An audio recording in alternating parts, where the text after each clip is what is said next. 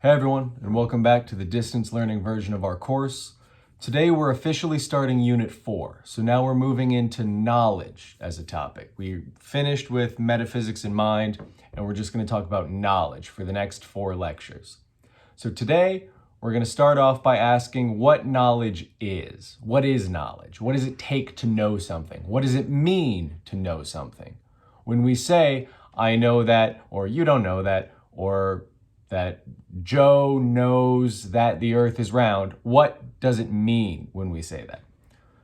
And so philosophers want a definition of knowledge. They want a conceptual analysis of knowledge. They want a full account of these are jargon phrases, the necessary and sufficient conditions for knowledge. And so necessary and sufficient conditions for knowledge are things that if you meet these conditions, then you definitely have knowledge. And if you don't meet these conditions, then you definitely don't have knowledge. So a necessary condition is something that is necessary to meet in order to have knowledge. You have to meet this condition or else you don't have knowledge. So one example of a necessary condition is truth. For you to know something, that thing has to actually be true. No matter how confident you are in your belief that the earth is flat, you don't know the earth is flat because the earth is not flat. The earth is actually round. And so you can't possibly know that the earth is flat because it's false that the earth is flat. And you can't know false things. Knowledge requires truth. The thing you know has to be true in order for you to know it. So that's a necessary condition for knowledge. But truth is not a sufficient condition for knowledge. It does not suffice for us to have knowledge that something be true. There are lots of things we don't know. There are lots of true things we don't know.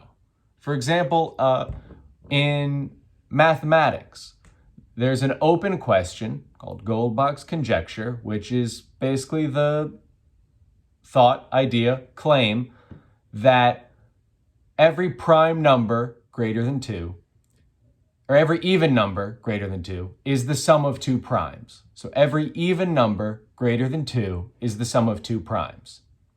And mathematicians do not know whether or not that's true. We have not been able to prove it one way or the other. But if the conjecture is true or it's false, either way, there is some mathematical fact there. Either it's true or it's false. And so we don't know yet whether Goldbach's conjecture is true or Goldbach's conjecture is false, but one of those claims must be true. But even though it's true, we don't know it yet. So the fact that a sentence is true does not mean that we know it. Otherwise, we would all be omniscient. We would all be all-knowing and know all of the facts all of the time. And that's just not true. So truth is a necessary condition for knowledge, but not a sufficient condition for knowledge. And so the search for sufficient conditions for knowledge is going to turn out to be a lot harder than the search for necessary conditions for knowledge. Because it's pretty widely accepted that there are 2 necessary conditions for knowledge. There are 2 necessary conditions for knowledge that almost everyone agrees are necessary conditions for knowledge. And that's that the thing you know has to be true and that you have to believe it. If you don't believe something, then you can't know it. Or so most philosophers have agreed.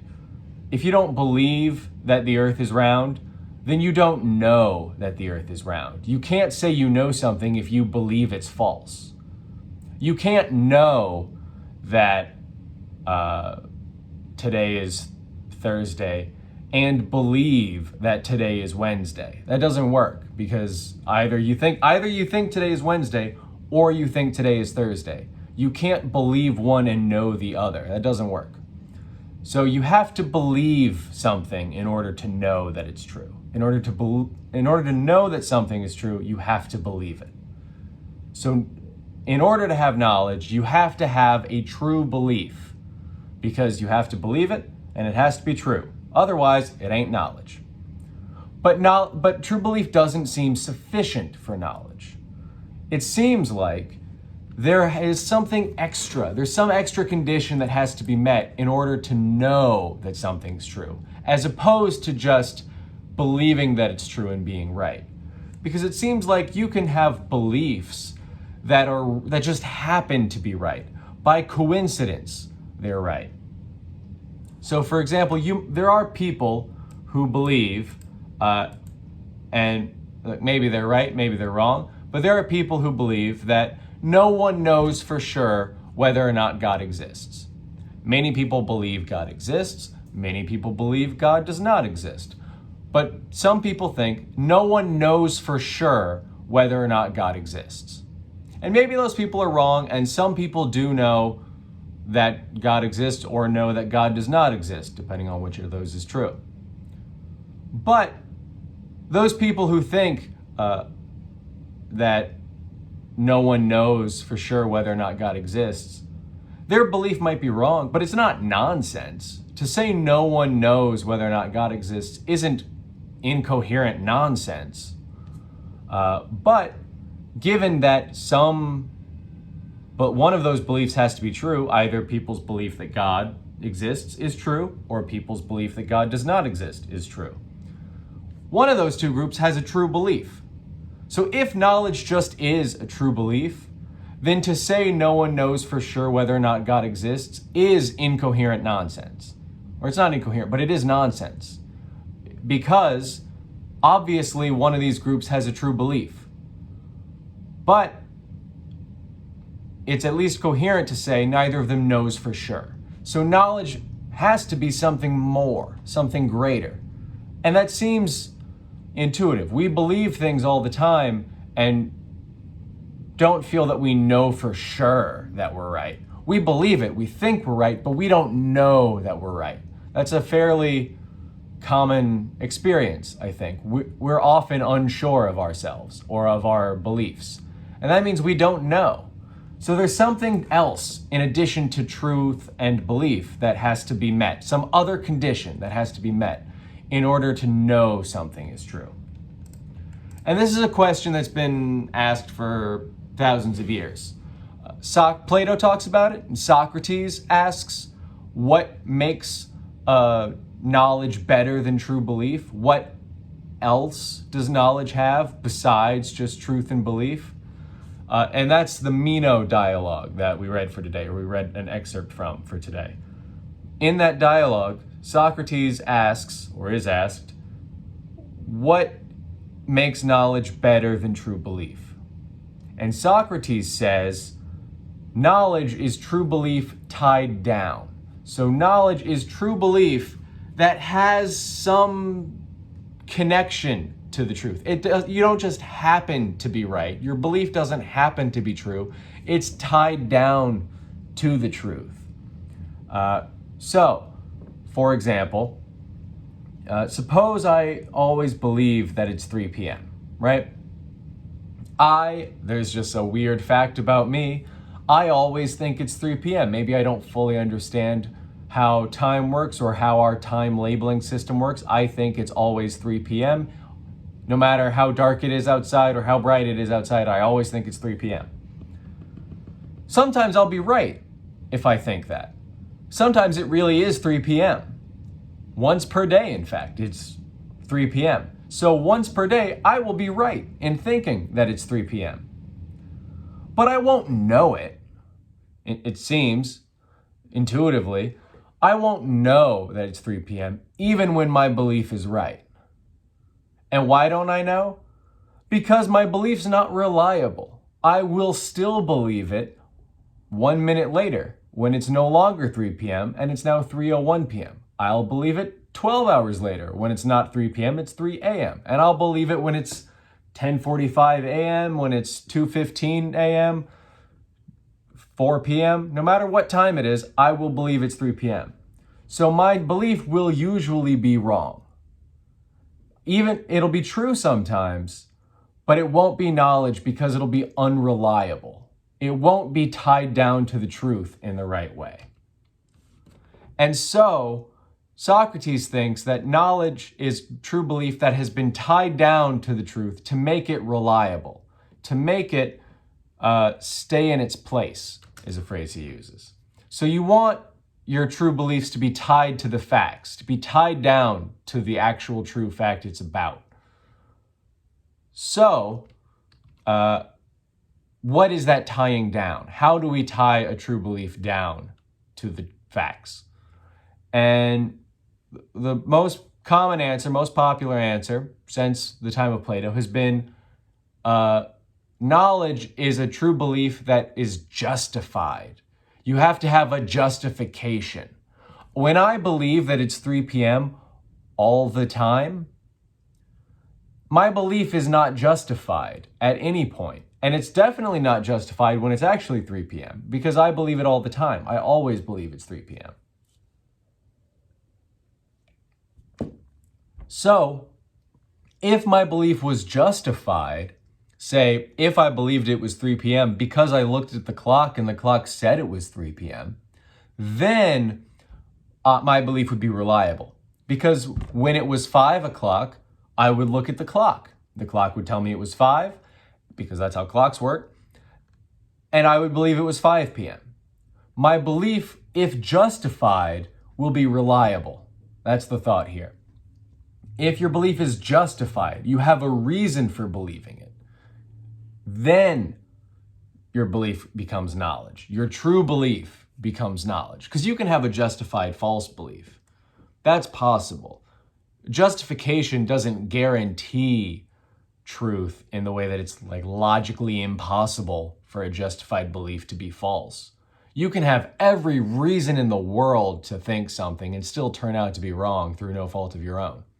But when your belief is true and it's justified, then you have knowledge, or so this account goes. This is an account of knowledge called the Justified True Belief Account, or JTB. Justified true belief is an account of knowledge that says some person, S, and some fact, P. P is the standard philosophy letter that we use as a placeholder for sentences. It stands for proposition. So maybe P is it's raining, or geese exist, or some people wear hats, or dogs are not normally blue, or it's 4 o'clock sometimes. Whatever. Pick a sentence, pick a claim about the world. The Justified True Belief account says that the necessary and sufficient conditions for S to know that P is true are that S believes that P actually is true, and S is justified in believing that P. So S believes that P is true, and S is justified in believing that P. If those three conditions are met, then S knows that P.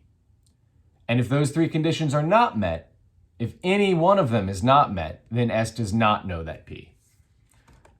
And that's the account of knowledge. So knowledge is justified true belief, and the justification ties it down to the facts, so it's more reliable than mere true belief, so it's better, and so we have knowledge, and knowledge is good. That's the account. The thought is that if my belief is justified, because I looked at a clock, and because the clock told me it's 3 p.m., I believe it's 3 p.m., then I know that it's 3 p.m. It's better, that's clearly better, right, than when I just always believe it's 3 p.m. and I'm wrong 23 hours and 59 minutes out of every day. If I always decide what time it is because I look at a clock and then base my belief off of that, then my belief will be justified, and that will make me more reliable. I will actually know what time it is, as opposed to just thinking that it's 3 p.m. all the time. Or as opposed to just guessing and turning out to be right, just through sheer luck. Because that could happen. You could ask me every day what time it is without giving me a chance to look at a clock. And I might say, it's kind of late. The last time I looked at a clock was a couple hours ago. So it's probably like, I don't know, 2:30. And I'll be wrong most of the time. I'm not super accurate at guessing what time it is without looking at a clock. I'll be wrong most of the time, but sometimes I might guess right. But that's still not knowledge. I might turn out to be right. I might happen to be right sometimes through sheer luck, but it's not knowledge because it's not justified. So justified true belief is an account of knowledge that says what it takes to know is that you have a belief, that belief is true, and that belief is justified. So that's the account. However, there are now known problems for that account that mostly stem from one paper that you read for today, hopefully. You were assigned it for today, at least. That paper is called Is Justified True Belief Knowledge by Ed Gettier. And it was written in the 60s, and it's a 3-page paper, and Gettier later complained that it should have been a 2-page paper because he used 2 examples when 1 would have been enough. So, Gettier says justified true belief cannot be a good account of knowledge. He argues against the justified true belief account of knowledge. And he says it isn't and shouldn't be considered knowledge because there are counterexamples.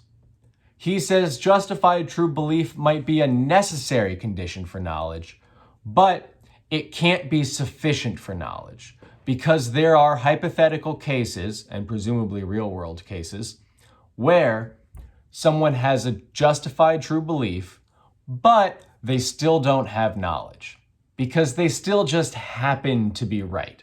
It's still sort of a matter of luck that their belief turned out to be true. And so Gettier gives some cases, some examples of what are now called Gettier problems. And he gives some cases. They're a little more complicated than some of the more modern cases, but it's still useful to go through them, I think. Or go through at least one of them. So the first case is called the Smith and Jones case. So Smith and Jones are 2 employees at the same company, and they're both up for a big promotion. Smith has good evidence that Jones is going to get the promotion. So maybe the CEO told Smith that Jones is going to get the promotion. Maybe Smith's boss told Smith that Jones is going to get the promotion. Whatever. Smith has good evidence, by whatever means, that Jones is going to get the promotion. And Smith also has good evidence that Jones has 10 coins in their pocket. So maybe Smith watched Jones count out the coins and then put them back in his pocket. Maybe Jones told Smith there were 10 coins in that pocket. Whatever the evidence is, Smith has good evidence that Jones has 10 coins in their pocket. So, Smith has good evidence that Jones has 10 coins in the pocket, and Smith has good evidence that Jones is going to get the promotion.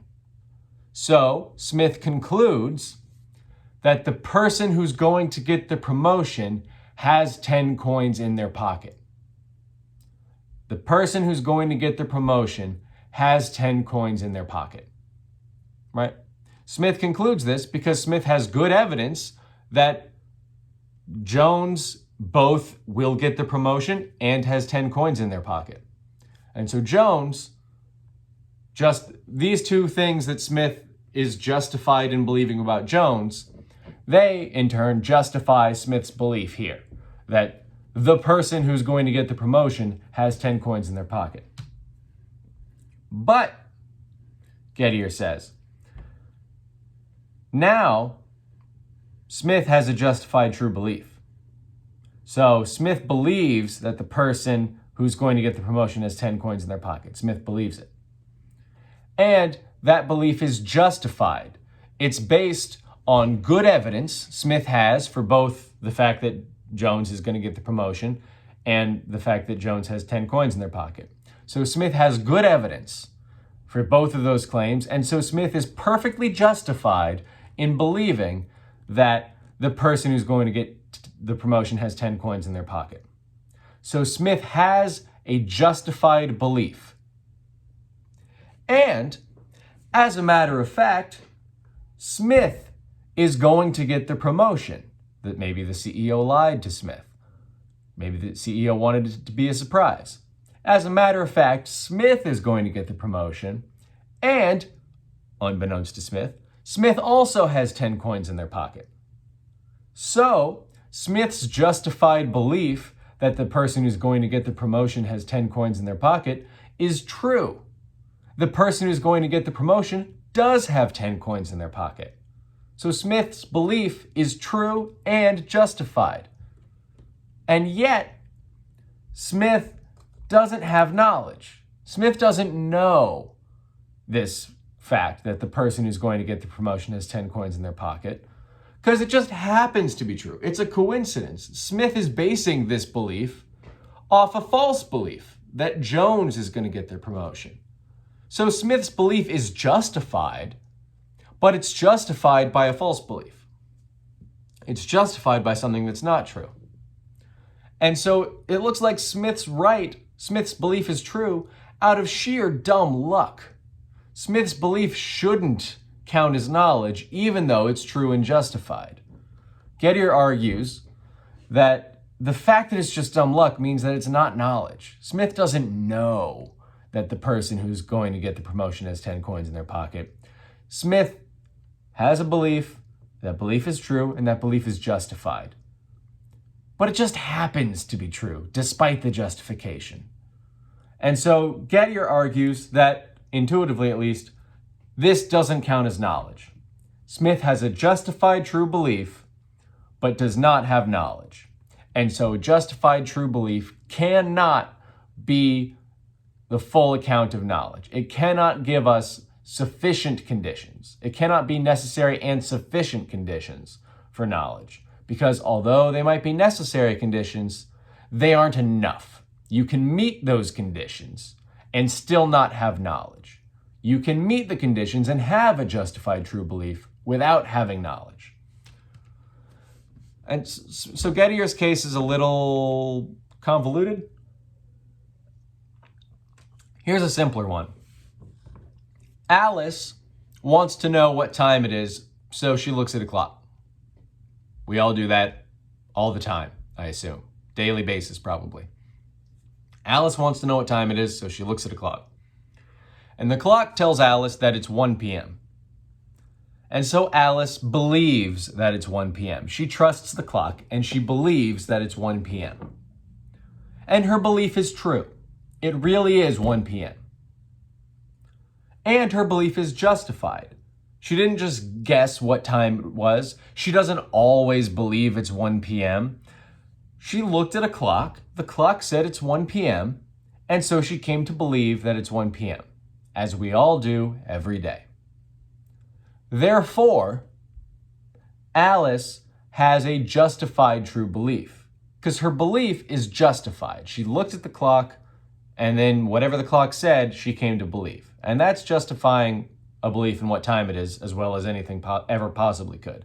If that's not justification, then no belief about what time it is justified, because the only way any of us find out is by looking at clocks of some kind.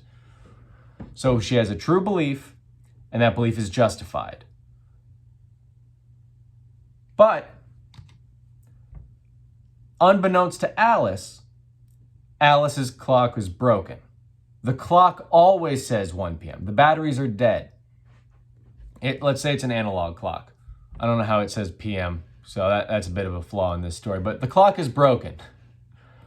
The clock is broken, and it always says 1 p.m., or it always says 1 o'clock, let's say. Alice believes it's 1 o'clock because she looked at the clock. The clock said it was 1 o'clock. And so Alice's belief is justified, and it is true. But she only happens to be right because she looked at a broken clock. The clock always says 1, no matter what time it actually is. If Alice had looked at the clock an hour later, it still would have said 1. Alice still would have come to believe it was 1 o'clock, but her belief would have been false because it would have been 2 p.m. So it's sheer luck that Alice happened to look at the clock at the exact time it would tell her the right time. If she had looked at it a minute earlier or later, the clock would have been wrong. She just happened to look at it when it was right. And so she has a justified true belief. She believes it's 1 p.m., it really is 1 p.m., and her belief is justified because she looked at a clock. But she still doesn't know that it's 1 p.m. because she looked at a broken clock, and broken clocks don't give knowledge. So she has a justified true belief, but she does not have knowledge. Right? And so the justified true belief account of knowledge can't be right. It seemed right at first. It seems plausible. What makes a true belief lack knowledge, what makes it not be knowledge, is that you aren't necessarily justified in believing it. You need something more. You need a justification for it to be knowledge. And that may be right. But it turns out, as the Gettier cases show, justified true belief isn't enough for knowledge. And so the question is, now what? What do we do now to try to give an account of knowledge? And that's what we're going to talk about on Tuesday. So on Tuesday, we'll go over some different attempts to revise the account of knowledge and fix the justification issues and avoid Gettier cases. And then we'll look at revised versions of Gettier cases for those and talk about how hard it is to define knowledge and how frustrating that can be. So that's Tuesday. If you have any questions, please let me know. Stay safe out there.